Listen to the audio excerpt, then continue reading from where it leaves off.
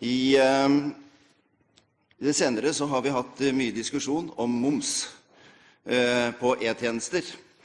Og bakgrunnsteppet for det er jo moms på, eller kravet fra bokbransjen om moms på e-bøker. Det er påfallende, synes jeg, at statsråden synes å ha vært ganske fraværende i debatten, både i forhold til e-bøkene, og også nå i forhold til det mer generelle svaret som jeg opplever at regjeringen gir. Og dette svaret er altså at vi nå skal få moms innenfor hele bredden av de kulturprodukter som blir formidlet over nettet, og det er da utenlandske aktører vi snakker om. Slik vi leser dette, så er det jo først og fremst finansministeren som later til å ha funnet denne gode løsningen. I alle fall synes regjeringen det er en god løsning. Det er enkle penger rett i kassa. Det er det beste grepet for en finansminister. Nå er det jo da slik at avgiftssystemet også har vært en viktig del av virkemiddelapparatet i kulturpolitikken.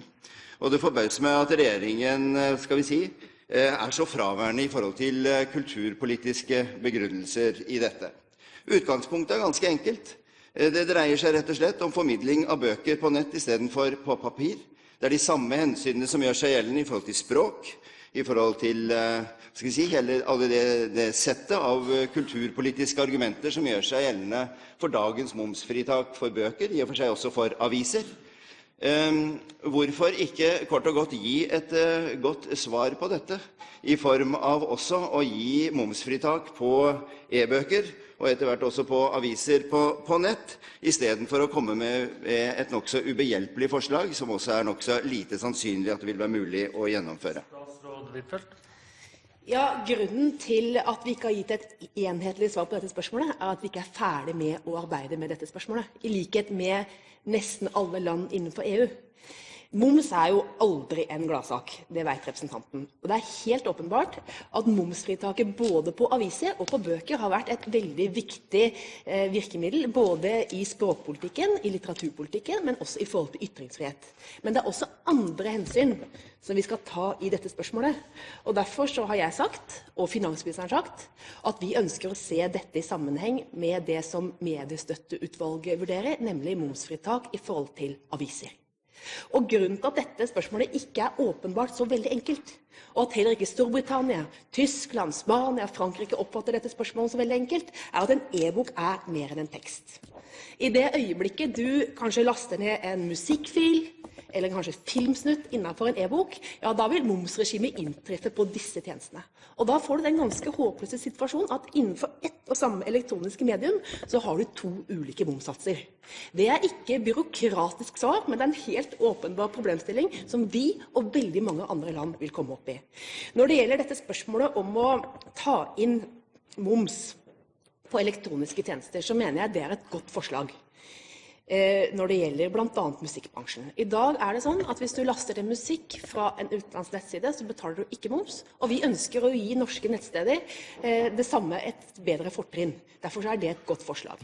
Men når det gjelder moms på e-bøker, så understreker jeg nok en gang at regjeringen har ikke tatt stilling til det, og vil se det i sammenheng med mediestøtteutvalgets innstilling. Det er selvfølgelig ulike vurderinger i saken, men tror at jeg skal gå i en offentlig polemikk og utelukkende forsvare litteraturpolitisk hensyn i nærmest konfrontasjon med finansministeren, ja, da kan ikke representanten kunne særlig mye om regjeringens interne arbeid i forbindelse med avgiftsspørsmål.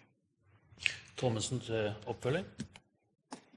Forslaget er altså at man nå skal få utenlandske selskaper til å momsregistrere seg i Norge.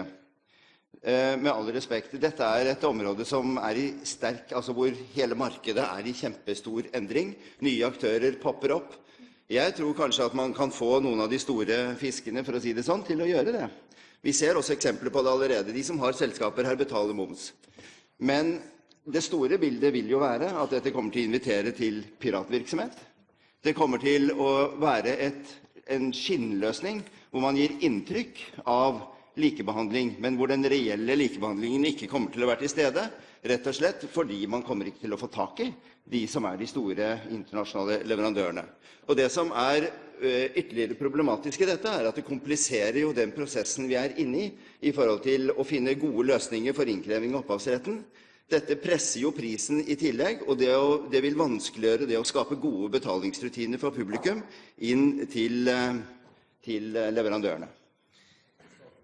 Det jo i grunn to spørsmål eller kommentarer representanten har. Det ene jo dette med avgiftssystemet, som vi og mange andre EU-land jobber med.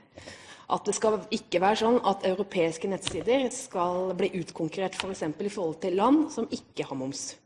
Dette her mener jeg jo en problemstilling som, det handler jo ikke bare om hva vi gjør i Norge, men representantens kommentarer dreier seg like mye til hva den konservative regjeringen gjør i Storbritannia, hva andre regjeringer fra søsterpartiet til representanten gjør i veldig mange andre land. For dette klart vi opptatt av at ikke overgang til elektroniske varer skal undergrave momsregimet totalt. Da blir det mindre penger til skoler, til veier, til kulturpolitikk.